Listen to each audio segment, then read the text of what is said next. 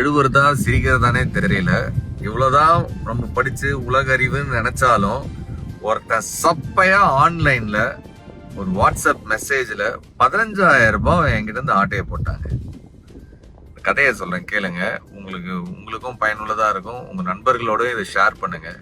கோயம்புத்தூர்ல இருந்து எனக்கு தெரிஞ்ச ஒரு பெரிய ஹோட்டல் தொழிலதிபர் அவரு வாட்ஸ்அப்ல இருந்து எனக்கு ஒரு மெசேஜ் வருது, ஐ நீட் அ ஹெல்ப் அப்படின்னு. நான் வண்டி ஓட்டிட்டு இருந்தேன்.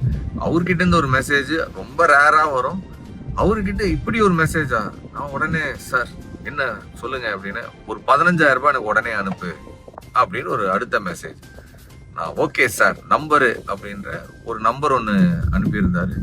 அந்த நம்பரை நான் செக் கூட பண்ணல. பணத்தை அனுப்பிட்டு பார்த்தா ஏதோ யோகேந்தர்னு சொல்லிட்டு வேற ஏதோ பேர் வருது.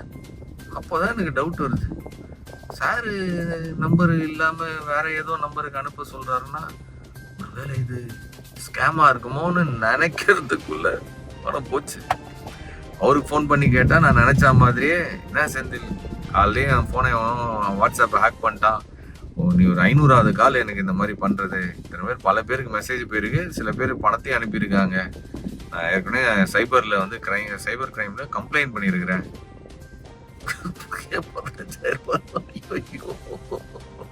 எவனோ ஒருத்தன் குறுகுல பூந்து ஆட்டையை போட்டு போயிட்டானே. நெக்ஸ்ட் டைம் யாராச்சும் உங்ககிட்ட இந்த மாதிரி வாட்ஸ்அப்ல இருந்து பணம் கேட்குறாங்க அப்படின்னா தயவு செஞ்சு கன்ஃபார்ம் பண்ணாம யாருக்கும் இந்த மாதிரி டக்குன்னு எடுத்து ஒரு எமோஷ்னல்ல யோசிக்காம அனுப்பி விட்டுறாதீங்க. சுட சுட சுட்டுன்னு வந்துருக்கிறேன். இது சுட்ட கதை இல்லை, உண்மையிலேயே பட்ட கதை.